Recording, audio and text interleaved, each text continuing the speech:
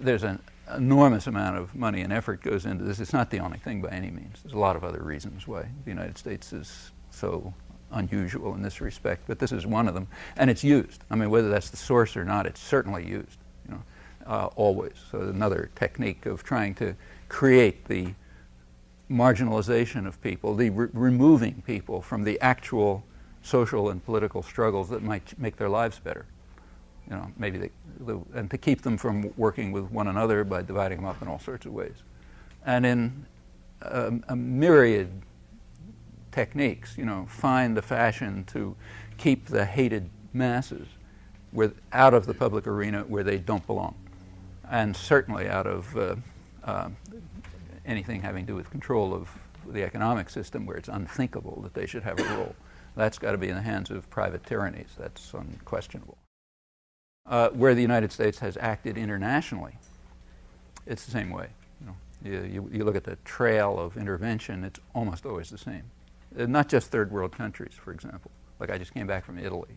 Okay, you may not know this, but Italy was the target of the major CIA activities since its origins. The internal record runs dry around the mid-'70s, so can't say after that.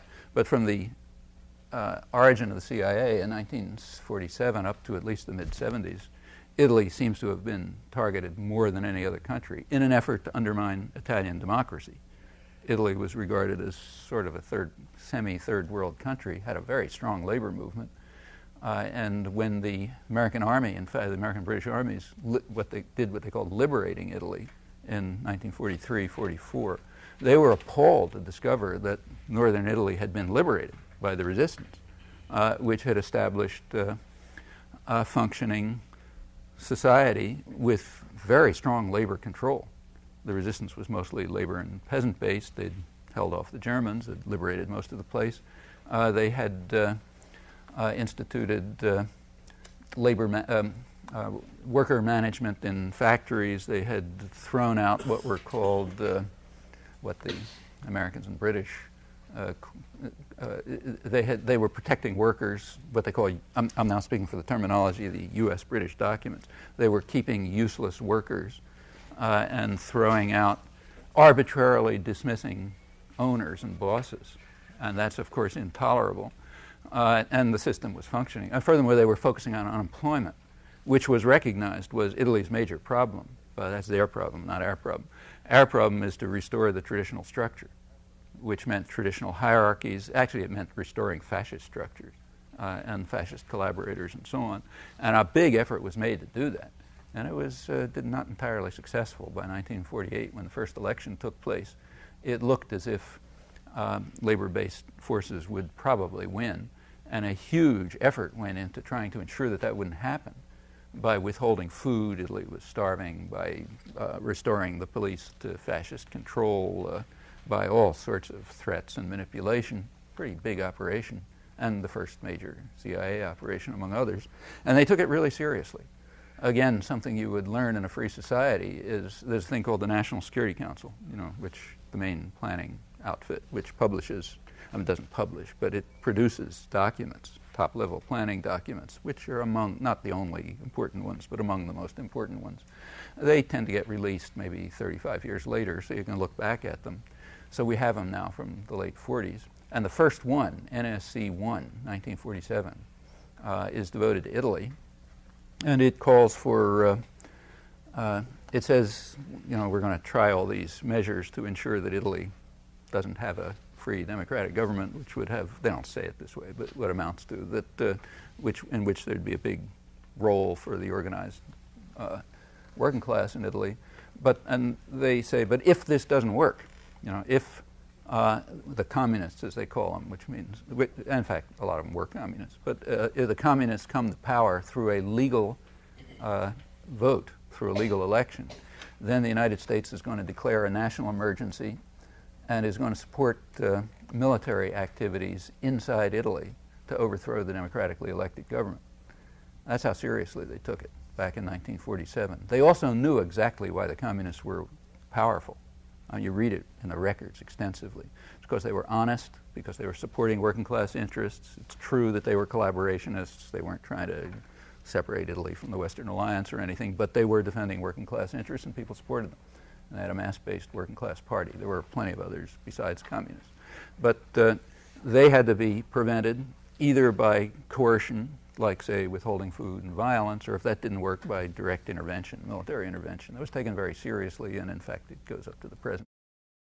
How is it that the wealthy can, quote, pull the wool over the eyes of the American worker by controlling the power in government and using it against the working public, using it against labor unions? Well, take right now, let's say, as an example.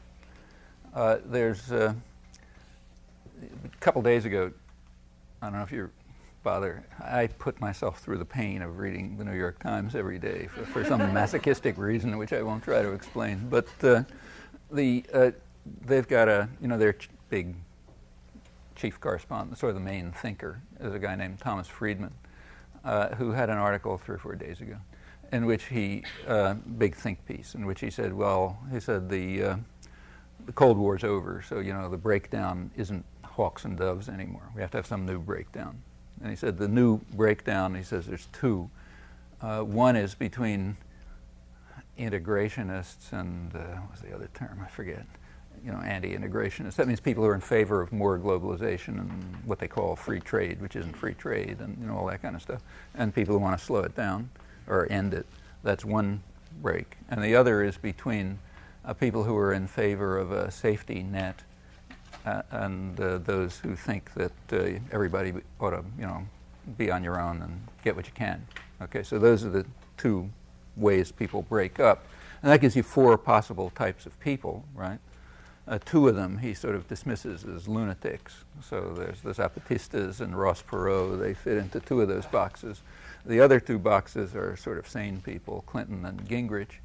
And I'll put aside Clinton, but Gingrich, and this gets right to your point, I think, Gingrich is put in the corner that says integrationist and devil take the hindmost, everybody for themselves. Well, that's testable. It's testable that that's Gingrich's position. For example, on the question of whether Gingrich is an integrationist, like in favor of free trade, we can ask how he reacted when the Reagan administration instituted the greatest wave of protectionism since the 1930s. That's just straight protectionism, alongside of huge increase in public subsidies to private power, to industry, along with, say, the biggest nationalization in American history, the takeover of Continental Illinois Bank, and so on and so forth. That's all radically anti-integrationist. Okay, how did Gingrich react? We can ask that question. Answer is he thought it's great. What about the safety net story? I mean, Gingrich is in favor of people sort of being out there on their own, rugged entrepreneurs and so on.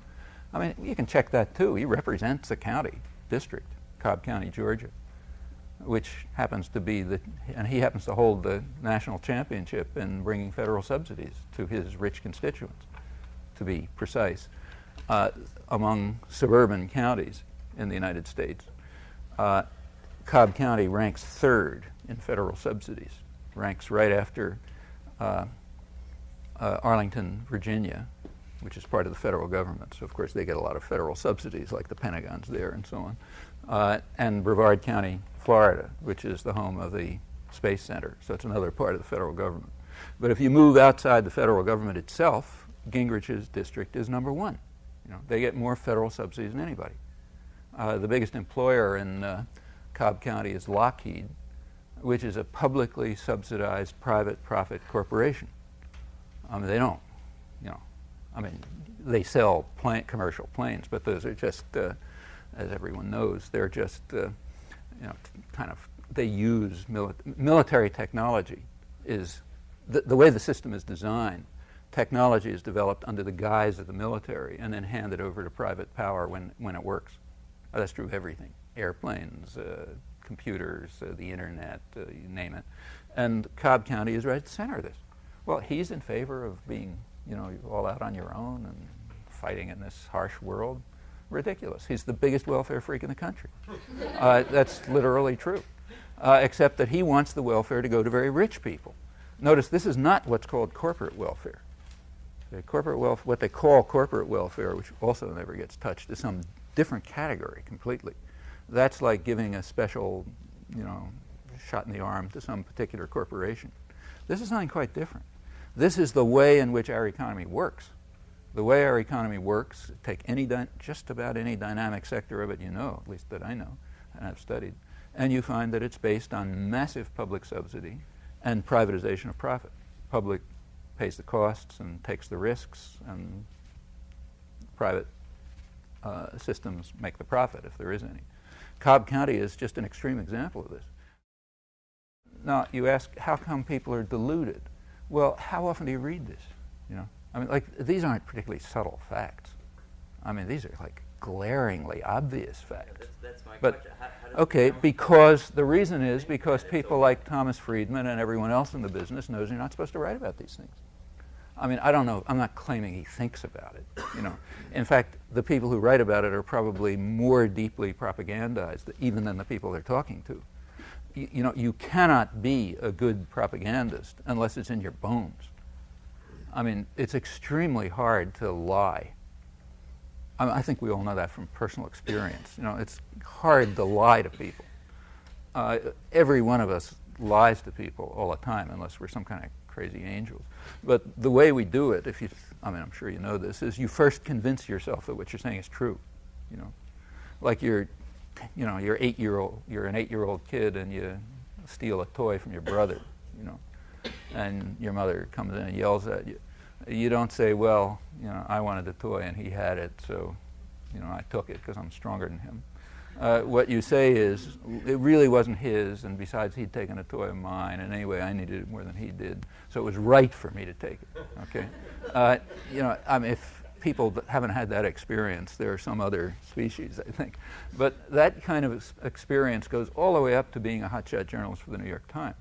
You don't even make it into those circles unless you're already so deeply overwhelmed by doctrine and propaganda that you can't even think in other terms.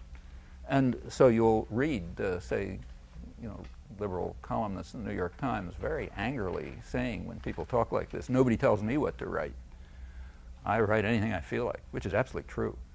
And if they didn't, if people with real power weren't sure that they were going to say the right things, they wouldn't be in a position to write anything they feel like.